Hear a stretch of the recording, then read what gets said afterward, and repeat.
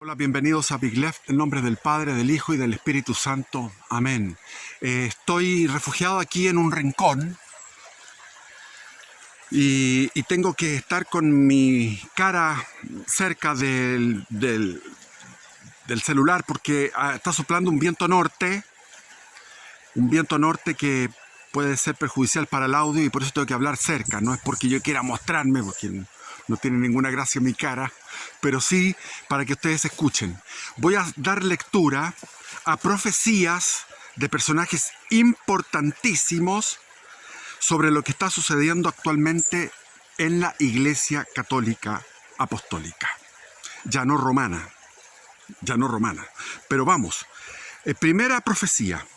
La primera profecía es del gran santo que es Francisco de Asís, que muchos dicen que después de Cristo, el más semejante a Cristo es Francisco de Asís, que es el más grande santo desde Cristo hasta esta fecha. No ha habido otro santo más grande que Francisco de Asís, que es en el fondo la expresión espiritual de lo que fue la Edad Media, del siglo XIII, que fue un siglo de esplendor del catolicismo apostólico en aquellos tiempos romanos. Entonces, él, antes de morir, tuvo una revelación, y esa revelación le pidió a sus secretarios, estaban los hermanos legos que no sabían escribir, pero estaban los que sabían, y le pidió a San Buenaventura, otro santo, que escribió la vida de Francisco de Asís, un compañero de él, le dictó una revelación que tuvo de nuestro Señor Jesucristo antes de morir. Y así dice, abre comillas, en aquellos días, el fin de los tiempos, nuestro Señor Jesucristo no les enviará un verdadero pastor, sino un destructor. En el momento de esta tribulación, un hombre,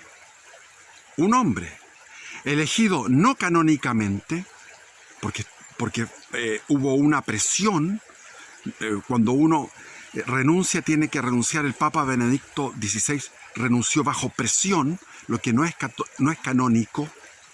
Igual que uno se va a casar, cuando se casa uno tiene que estar libre de presión, si no el matrimonio es nulo.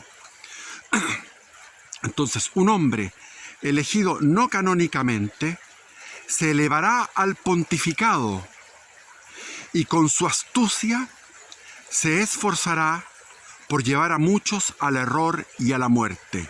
Cierre de comillas. Después está otra profecía del beato cardenal John Henry Newman, que es un converso de la iglesia anglicana, se convirtió al catolicismo y es el cardenal Newman famoso. Dice, doy gracias a Dios que vivo en un tiempo en que el enemigo está fuera de la iglesia. Y yo sé dónde está y lo que él está haciendo. Pero preveo el día en que el enemigo va a estar a la vez fuera y dentro de la iglesia. Y rezo por los pobres fieles que estarán atrapados en este bombardeo cruzado, el fuego desde dentro de la iglesia y desde fuera de la iglesia. Y esos pobres fieles somos nosotros, actualmente. Él dice, rezo por estos pobres fieles. Esto lo debe haber escrito a comienzos del siglo XX.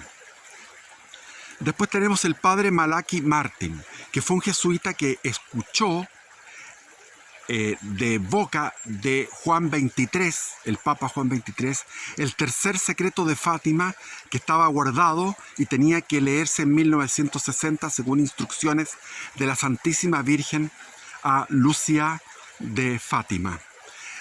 Entonces él escuchó lo que pasaba ahí, lo que decía el secreto. Y él es un testigo, murió en forma muy extraña. Y hay muchas cosas extrañas. Por ejemplo, la famosa Lucia de Fátima fue reemplazada por otras. Fueron movimientos que se hicieron en el Vaticano. Fue reemplazada. Ella murió en el año 49, me parece, y de ahí inventaron dos Lucías más. Dice el padre Malachi Martin: Habrá una guerra mundial y un gran desastre en el cual morirán muchísimas personas. Pero hay algo que aún es más horripilante que eso en el secreto de Fátima. La llegada de Satanás al vértice de la iglesia. O sea, a la cúpula, a la jerarquía, porque ahora no solamente es el Papa, sino que cardenales y obispos, que son perros mudos, están o son cómplices, o perdieron la fe, son apóstatas, o están por conveniencia económica. Cualquiera de esas opciones es horrible. Después hay otro santo que se llama San Vicente Ferrer. Dice: Satanás lo reclutará de entre nuestros obispos y será el falso profeta que llegará con engaños al vértice de la iglesia. Este es San Vicente Ferrer, que es del siglo XVI, XVII, por ahí. Un gran santo. Después está...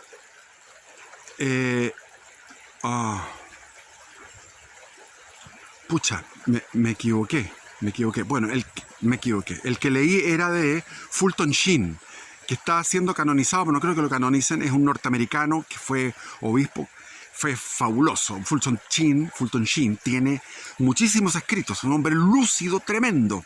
Entonces Fulton Sheen dice: Satanás lo reclutará de entre nuestros obispos y será el falso profeta que llegará con engaños al vértice de la iglesia. Ese es Fulton Sheen, y eso tiene que haberlo escrito en los décadas del 60.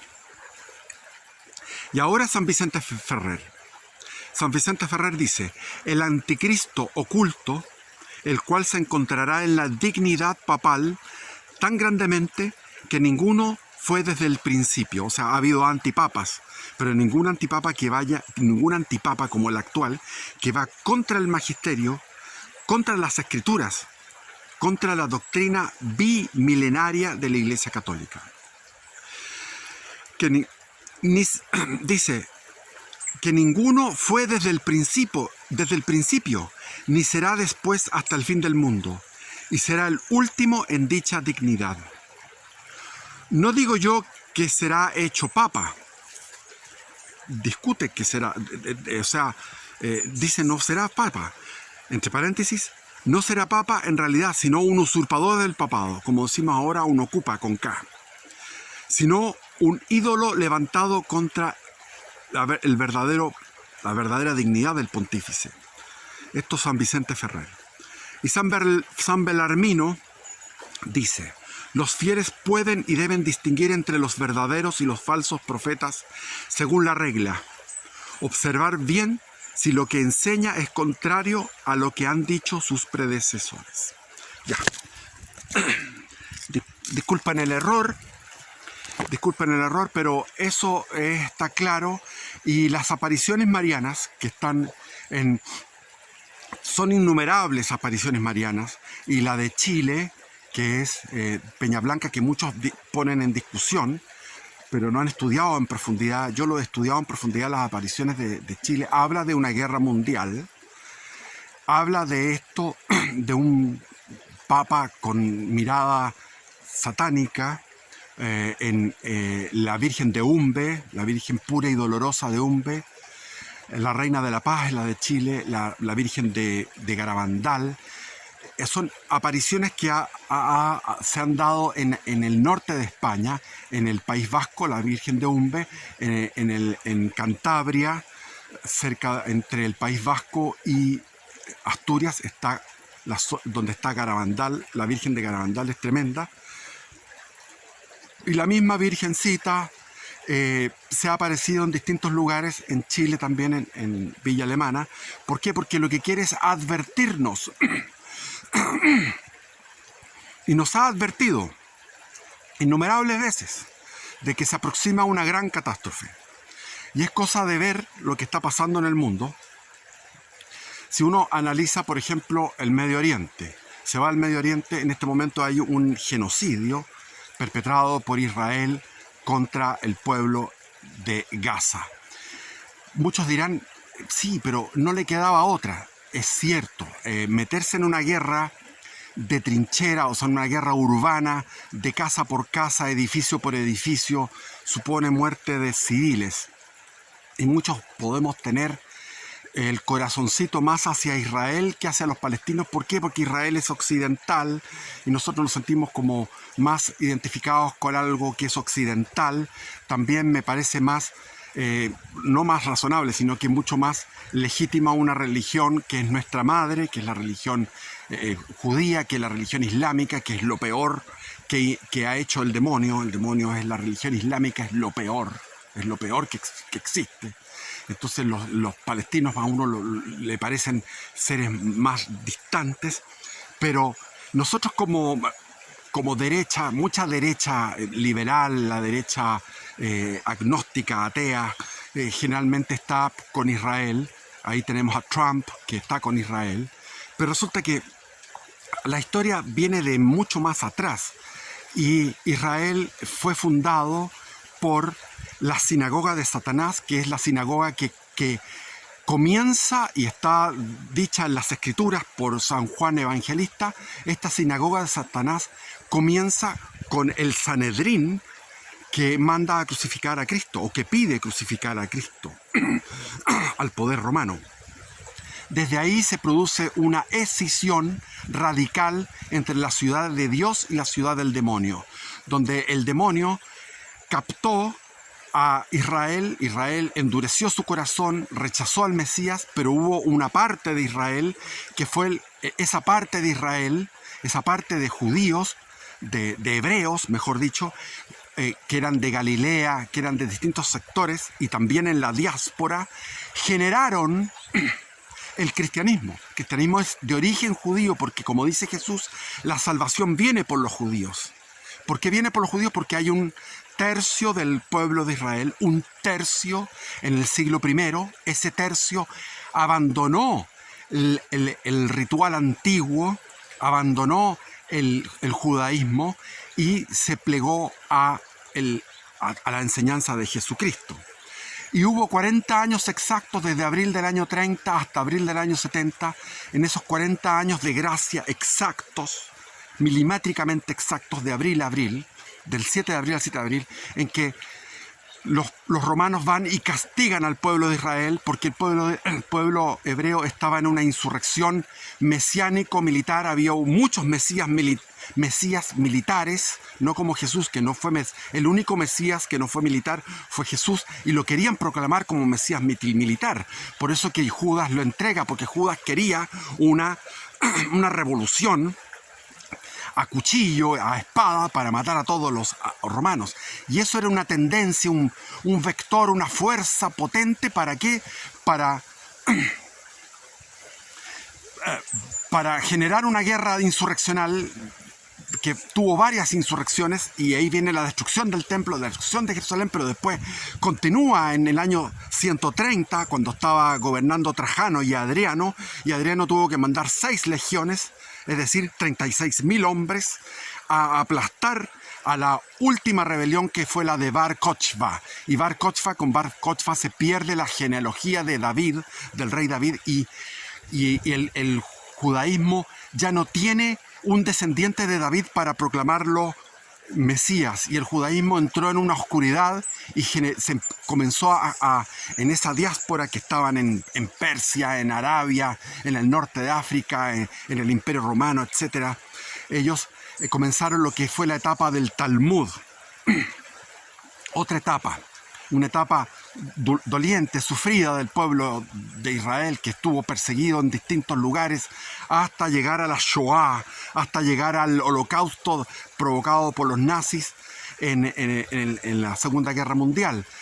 Entonces, ahí emerge en todo el mundo la compasión por los judíos, y todos votan, no todos, pero muchísimos países, entre ellos Chile, votaron en las Naciones Unidas por la creación del Estado de Israel, y el Estado de Israel comenzó surgió en un día, el 14 de mayo de 1948. En un día, como decía el profeta Ezequiel, en un día volverá a resurgir, y resurgió el Estado, el reino de Israel, ocupando el hebreo, lo cual es una proeza formidable. Y Jesús lo predice cuando dice la higuera. La higuera significaba siempre el pueblo de Israel. Decía Jesús: mirad la higuera, cuando la higuera reverdezca, les digo que ahí no pasará una generación antes del fin. Y la generación son 70 a 80 años. Y eso fue el año 48. Estamos al fin. Podemos contarlo desde el año 48, cuando surgió de nuevo el Estado de Israel, o podemos contar esta profecía desde el año 67, que fue cuando Israel, en la Guerra de los 6 días, ocupó Jerusalén. Pero hay que entender que esta sinagoga de Satanás, que ahora muchos defendemos a Israel, o lo defendía, yo no estoy cambiando porque vea la noticia y vea lo brutal no, porque he meditado en esto. Hertz, famoso Hertz, cuando fundaron el sionismo en Basilea a finales del siglo XIX, ellos tenían por objeto o tomar Argentina, en la Patagonia, el sur de Chile y Argentina, para el pueblo de Israel, o si no, volver a la Tierra Santa. Y estaban, como dicen en Chile, a la guaite, estaban atentos a lo que pasaba. El lobby judío, que es poderoso en Estados Unidos. ¿Y qué es lo que pasó? Pasó la estupidez humana. Yo no soy tan conspiracionista como para atribuir al poderío de la masonería, que era grande en aquellos tiempos, o al poderío del sionismo, que la masonería es el guante blanco del sionismo, es atribuirlo al origen de la Primera Guerra Mundial, porque la Primera Guerra Mundial fue originada por la estupidez de 3 autócratas, de 3 emperadores. El emperador Francisco José, que es el del imperio austrohúngaro, del linaje de los Habsburgo, un imperio antiguo que ya llevaba más de 1000 años y terminó con la Primera Guerra Mundial. El imperio alemán con Guillermo II, que cometió un error gravísimo, Guillermo II, al apoyar la gestión contra Serbia. Y el zar, que es otro emperador, el zar Nicolás II, que se metió en esta guerra y metió a Francia. Pero no tenía por qué entrar Inglaterra. Inglaterra entró porque se violó la neutralidad belga. Y no tenía por qué entrar Estados Unidos, porque Woodrow Wilson, el presidente demócrata, había llegado a ser presidente de los Estados Unidos porque había prometido que Estados Unidos no iba a entrar a la guerra. Y sin embargo, Woodrow Wilson entró a la guerra porque convenía ahí sí que entra la conspiración, porque le convenía al lobby sionista, porque destruir al imperio austrohúngaro era de vital importancia.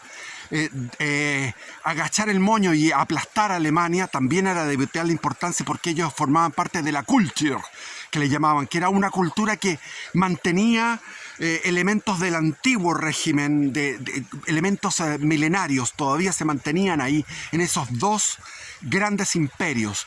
Y estaba el Imperio Otomano, que el Imperio Otomano tenía todavía la región de la península arábica. Entonces el Imperio Otomano estaba en las Tierras Santas. Entonces viene la declaración de Balfour, vienen los 14 puntos de Wilson, que intervino en Europa, viene el Tratado de Versalles, y todo eso es una acción para aplastar a Alemania y para desmembrar y descuartizar al imperio austrohúngaro, y se pierde el imperio ruso, porque viene la revolución rusa con agentes comunistas que a largo de explicar cómo estaban entrelazados el comunismo con la masonería y con el sionismo en aquellos tiempos. Entonces se destruyen esos 3 grandes imperios, pero había un cuarto, que era el otomano, que también tenía más de 1000 años. El otomano era un imperio vigoroso, fuertísimo, que venía en decadencia, entra en guerra en la Primera Guerra Mundial y sale desmembrado y termina siendo una república con Ataturk, una república. Se acaba el imperio otomano.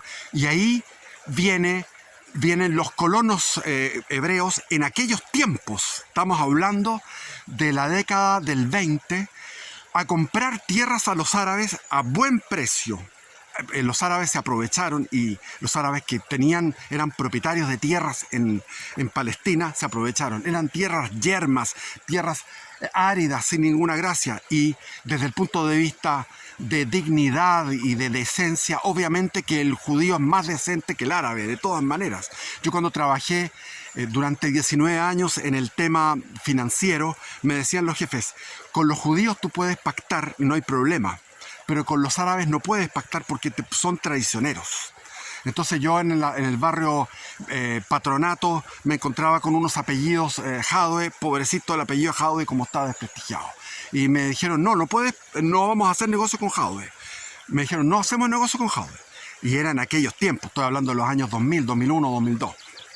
Entonces, evidentemente que hay mayor nobleza, mayor estatura humana en Israel. Pero ¿de dónde viene? Viene de este sionismo, del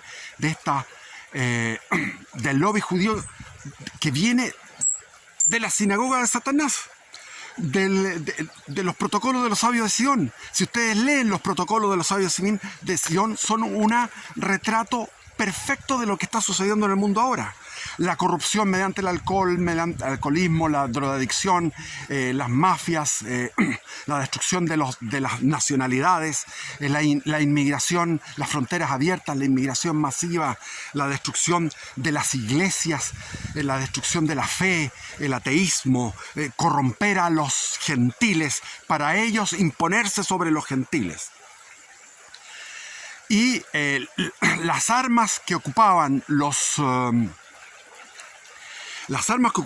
israelitas en la primera guerra, que fue el año 48, apenas se declaró el Estado de Israel, surgió inmediatamente la primera guerra. Y esta primera guerra, los israelitas tenían las pistolas estas, las ametralladoras, se me olvidan los nombres, pura armamento nazi. ¿Por qué era armamento nazi? Porque el mismo Adolf había entregado armas a los judíos que eran judíos nazis, que eran judíos, el grupo Stern, que eran judíos que querían recuperar la tierra de Palestina. Entonces el Führer dijo, bueno, démosle las armas para que vayan y hagan su cometido. Y esas armas fueron las que se usaron. A su vez, los barcos salieron de Alemania cargados con sobrevivientes del Holocausto. ¿Cómo es posible que los alemanes, que son tan eficientes, dejaron sobrevivientes del Holocausto en Europa? Y ellos llegaron y desafiaron a los buques ingleses, porque los buques ingleses le querían impedir, por orden de Inglaterra, porque Inglaterra siempre ha sido la pérfida, el bidón, lo peor que hay. Para mí Inglaterra es lo peor,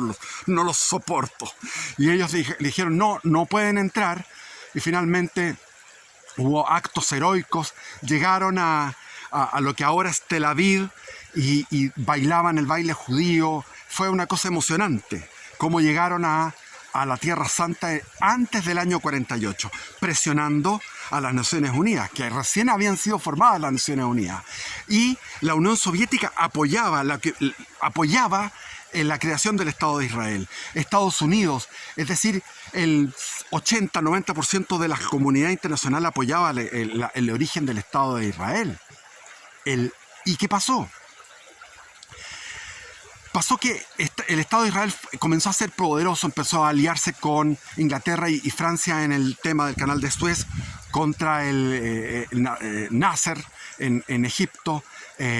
Comenzó a tener más poderío y empezó el mundo palestino a ser víctima y a ser los débiles. Entonces, como eran los débiles, la izquierda se volcó emocionalmente a apoyar a los palestinos hasta el día de hoy, y la derecha se volcó a apoyar a Israel.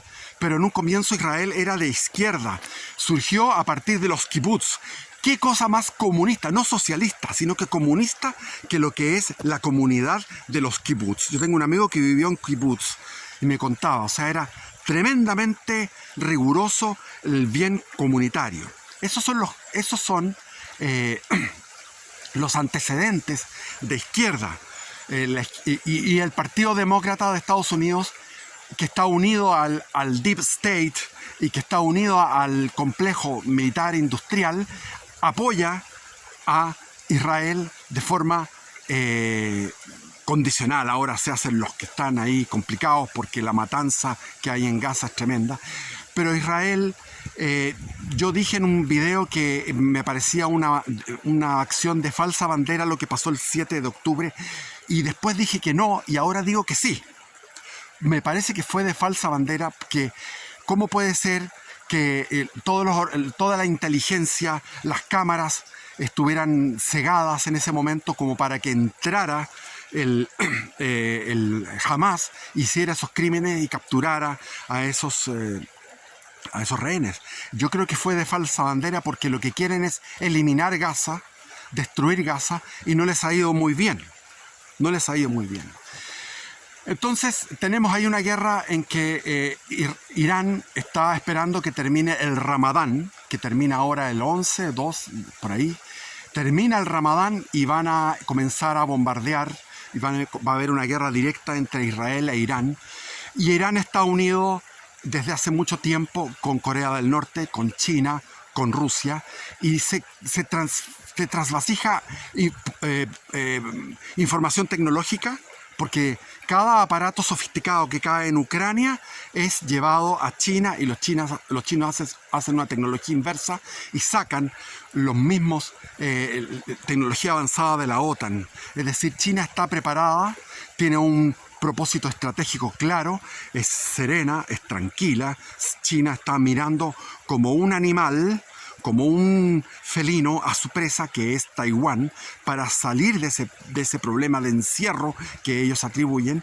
Y tienen a Corea del Norte y Japón está incrementando su poderío, y Rusia tiene que enfrentarse ahora a la OTAN. Viene una guerra con la OTAN, porque la OTAN en este sentido es el partido demócrata en Estados Unidos, es la que está dirigiendo todo esto, porque ellos tienen que llegar a la guerra, porque estando en guerra puede salir reelegido Biden o puede haber un golpe de Estado blando antes de que llegue la famosa elección de noviembre. Antes de noviembre pueden suceder todas las cosas más inimaginables. Es decir, los que suspiran por Trump están equivocados, porque Trump no va a llegar. Trump es el que quiere poner fin a la guerra de Ucrania. No va a llegar porque va a estar desatada la guerra. Y está el famoso eclipse que pasa atraviesa de sur a norte el territorio de los Estados Unidos.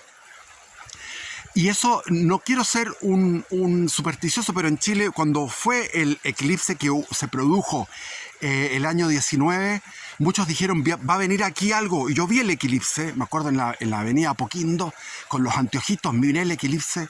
Todos salimos de la oficina a ver el eclipse, y muchos dijeron, vienen situaciones graves en Chile, y sucedió el estallido. Y en Estados Unidos puede haber algo muy grave. Puede darse el enseñoreamiento, la posesión total del país, del Partido Demócrata, del Deep State y del complejo militar industrial, que está beneficiado con esta guerra, porque el complejo militar industrial fue creado para combatir al armamento soviético y después al armamento ruso. Por lo tanto, siempre ha estado impulsando guerras con Rusia, porque parece absurdo que exista esta presión, que hay un vector, que hay una fuerza casi irresistible para hacer que Rusia entre con todo. Y Putin es un hombre prudente, es un hombre que no se deja guiar por emociones, como era, por ejemplo, el Führer, que cuando, ¿cómo se llamaba el primer ministro británico en la Segunda Guerra Mundial? Churchill inventó lo que es el bombardeo civil. El bombardeo de población civil lo inventó Winston Churchill. El 29 de junio del año 40, Inglaterra estaba desesperada porque la Luftwaffe estaba bombardeando todos los aeropuertos, todas las plataformas para despegue. Entonces llegó y Churchill dijo, vamos a bombardear Berlín. Y fue una expedición suicida que le fue bien, bombardeó Berlín. estaba en ese momento descansado, durmiendo. Hitler se despierta y le baja una ira feroz y con su emocionalidad y su ira dice: a bombardear Londres. Y los técnicos, los estrategas le dijeron: no, tenemos que seguir bombardeando. El plan que tenemos que bombardear los aterrizajes, las pistas de aterrizaje, los aeropuertos. No tenemos que ir a Londres. No, Hitler dijo: vamos a Londres. Y ahí pudieron rearmar las pistas de aterrizaje y pudieron ganar la batalla aérea. Eso fue una movida estratégica e inhumana de Winston Churchill. Premio Nobel de Literatura, no sé si de la paz, pero de literatura sí. Que murió diciendo: estoy harto de todo, estoy harto de todo. Imagínate morir así: estoy hastiado de todo antes de morir. Horrible. Es como, ¿cómo se llama Voltaire, que decía: muero abandonado de Dios y de los hombres, muero abandonado de Dios y de los hombres? Bueno, pero Putin tiene sentido de la realidad y es muy controlado. Es un hombre que yo admiro desde el punto de vista estratégico, cómo se comporta como estadista. No que yo esté con Putin, no, en ese sentido no, porque Putin es causante del estallido. A través de Venezuela es causante del estallido. Hubo un montón de comunicación por internet y comunicación telefónica con Rusia en el momento del estallido. Y también el incendio que se produjo en la quinta región es de alguna manera, está la mano de Rusia detrás de eso, porque hay dos bloques. Está Rusia, está este bloque contra nosotros, y nosotros estamos en el peor de los escenarios porque somos un país débil, que no tiene petróleo, que estamos lejos de todo y que somos extra OTAN. O sea, somos aliados de la OTAN, pero al mismo tiempo criticamos cosas de la OTAN, y al mismo tiempo estamos en una cosa progre, entonces estamos mal ubicados. Entonces, eso fue una acción de guerra de Maduro, porque Maduro es uno de los instrumentos de Putin. Yo creo que Putin lo desprecia, considera que es una mierda, pero no importa, me sirve. Putin, todo lo que sea fuera de Rusia, le importa una raja. O sea, que se destruya Europa, se carcoma, que se corrompa con todo con esta progresía. Pero él es así, solamente Rusia. Entonces estamos en una situación muy débil y me acaba el tiempo porque quería hablar de la parte espiritual, porque este eclipse es el eclipse que representa no solamente el problema en Estados Unidos, sino que también hay un eclipse de la humanidad.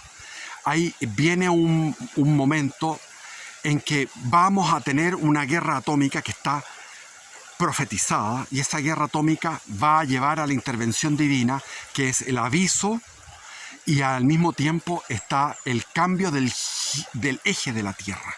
Cuando gire la Tierra, cambie su eje, va a haber una traslación de los océanos, y el Sol va a salir y va a ponerse en otro lugar.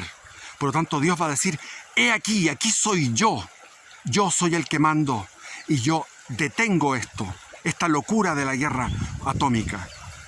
Inclínense al Todopoderoso.